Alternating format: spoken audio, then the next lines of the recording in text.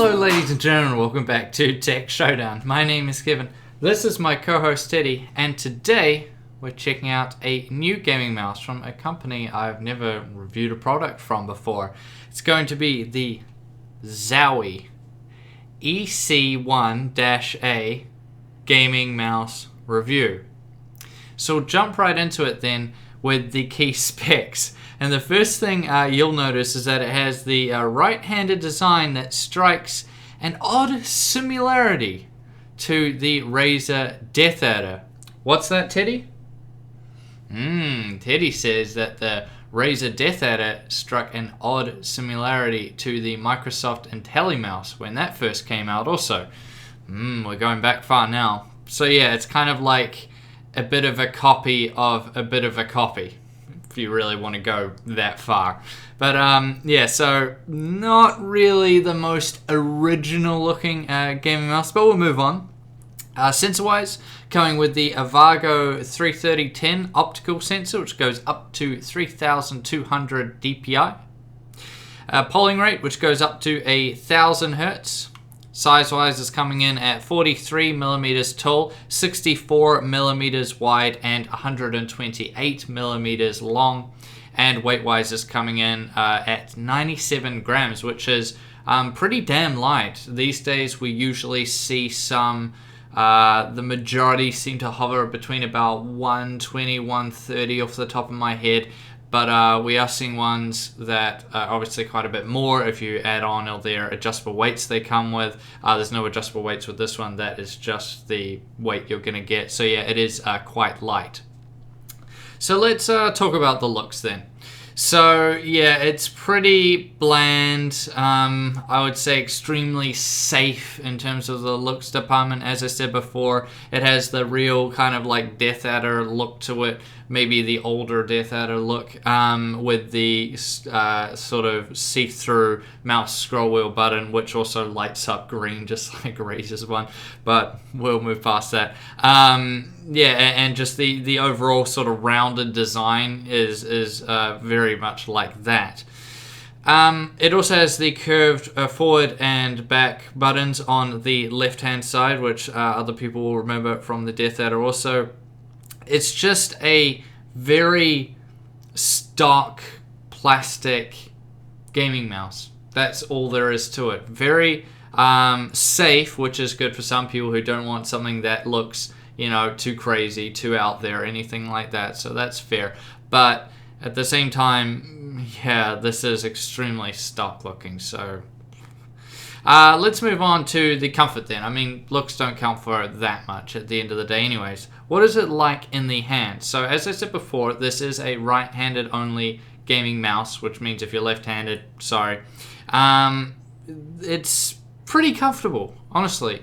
Once you first get in your hand, you'll think, it's okay. But after a sort of extended use, you'll really sort of grow into it. The same way I felt with the Death Adder also. So yeah, I found it very easy to hold. The lightweight is really, really nice. It's a welcome change from a lot of the more heavy gaming mice I've tested recently.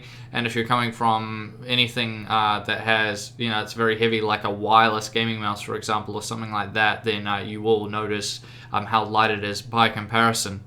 So that's really good. It would probably suit medium to larger hands. If you're have smaller hands, then I mean it might still be okay, but I'd say it's more form-fitting for those of you who have a average, for a male anyways, an average sized hand to a larger hand. I have quite large hands, so yeah, it fit me very, very well, but that would be my recommendation, and that's what I also said in the past when we did the Death Adder, so it sort of holds true. Now let's switch around then and talk about the sensor in it, that Avago 33010 optical sensor. So this is a really, really solid sensor. I really do like it. I've been playing a lot of Overwatch lately, as a lot of people probably have. I find it extremely fun. Great for playing with friends. Yeah, and it was extremely good for it. I've been playing it at 1080p, but also on the Samsung 4K display that I have right now for doing my graphics card testing with the 1080, which is in the rig right now. And it was just fantastic for all of it. Really, really good. The only downside I would say is that this gaming mouse doesn't come with any software. It's all done sort of on the mouse itself. And you have this little button under here, which is for adjusting the DPI, but it only goes up in increments. So it's very limited in terms of its adjustments. And the increments you get are 400, 800, 1600, and 3200. So it's just doubling each time. And some people will take issue with that. They may like something in the 2000s, so they like 2,500 DPIs, their favorite amount to have. Then yeah, you're out of luck. And also 3,200 DPI or CPI isn't going to be enough for some people out there. Now, people go crazy at me when I say that and think, wow, it's so much. And if you're a low DPI user, then it will seem like too much. But there's a lot of people out there that run very, very high amounts. You got to remember, a lot of these people will also be using a high resolution display, such as a 4K display. And for that, honestly, I would also say on this 4K display that I've been playing on, the 3200 was only just enough for me. And I was always sort of wanting a little bit more. If I could change it, I would have probably had it around 3600. Would be probably a nice spot for me. So yeah, it was on the a bit on the low side for me in that department. But aside from that, it's still very good, and you should be just fine with it. The sensor itself is very solid. It's just the limited adjustment which is going to annoy some people out there. Now let's talk about the buttons and the scroll wheel. So the scroll wheel feels very, very similar to the one on the Death Adder.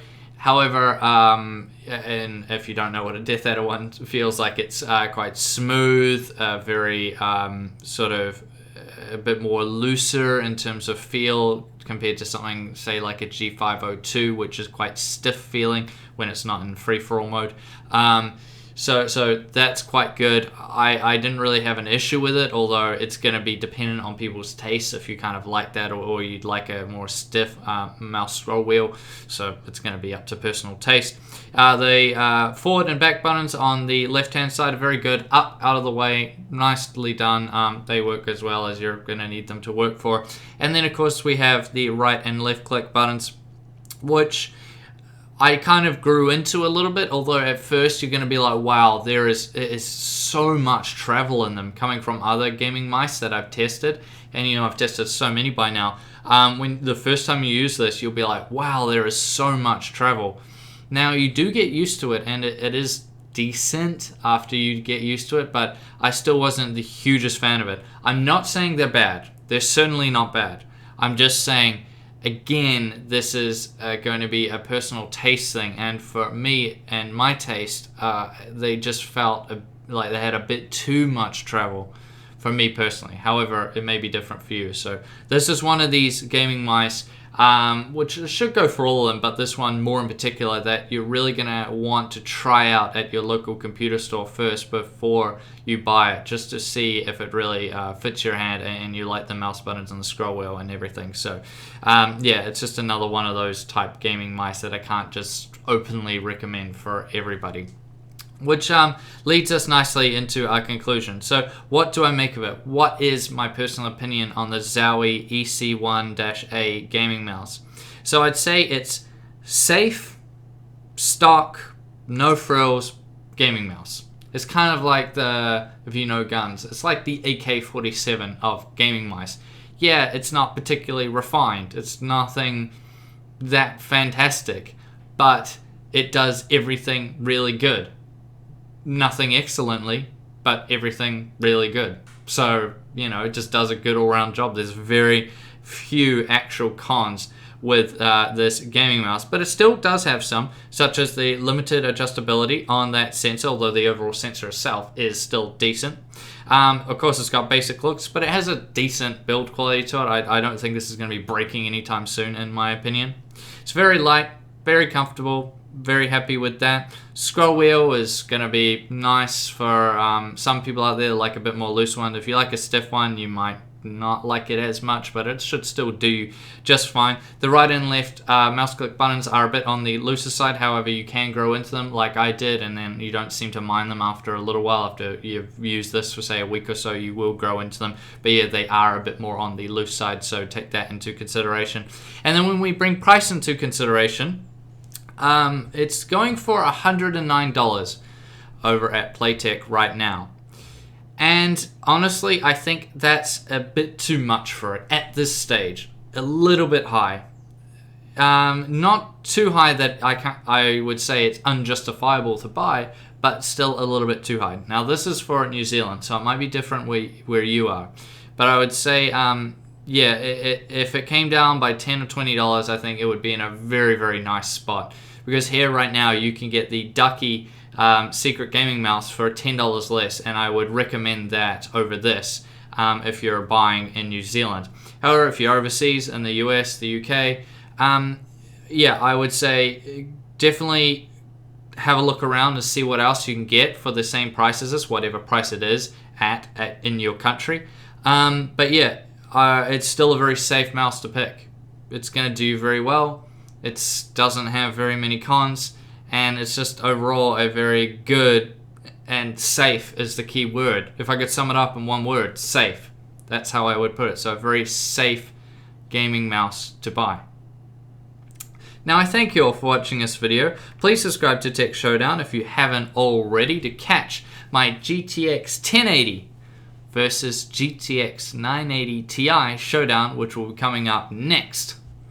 So I hope you guys enjoyed this video, and as always, I'll see you guys next time.